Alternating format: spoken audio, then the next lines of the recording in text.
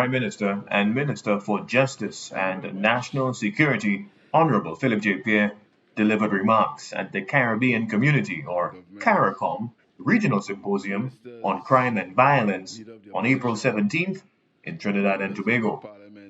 Under the theme, Violence as a Public Health Issue, the Crime Challenge, the Regional Symposium seeks to promote dialogue and regional action aimed at violence reduction and crime prevention.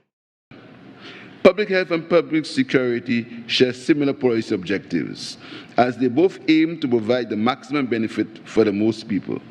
In considering the application of the public health approach to crime and violence in our region, there are a number of observations and questions to which we hope the symposium can provide answers. At the regional level, I see parallels between the role played by CARFA in a public health context and impacts. Therefore, I see a reformulated impacts that will adapt CARFA techniques to take the lead in the application of the regional public health approach to the prevention of crime and violence.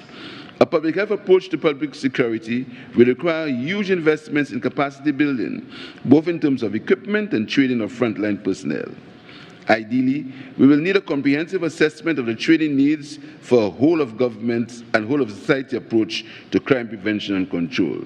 We need a core of well-trained and resilient counselors and psychologists in our schools and communities who can handle the emotional stress of working with at-risk children and provide family therapy for young people at the risk of gang involvement and exploitation. Prime Minister Pierre gave his endorsement of the regional symposium, which the Caricom Secretariat says emphasizes a holistic system approach, particularly a whole of government and whole of society approach, involving and collaborating with all relevant agencies, organizations, and sectors at different levels, including civil society, business, community, families, and individuals. Mr. Chairman, with the adoption of a public health approach to violent crime, what we will be embarking upon is the creation of a legacy of a Caribbean that is as much a safe and secure place for our children in the future as it was for us when we were children in the past. We have a responsibility to our people to provide them with the necessary resources so that they can become wealth creators and custodians of our patrimony. I welcome this symposium and ask that we move swiftly to implement the recommendations which will be put forward. We cannot afford otherwise. I thank you.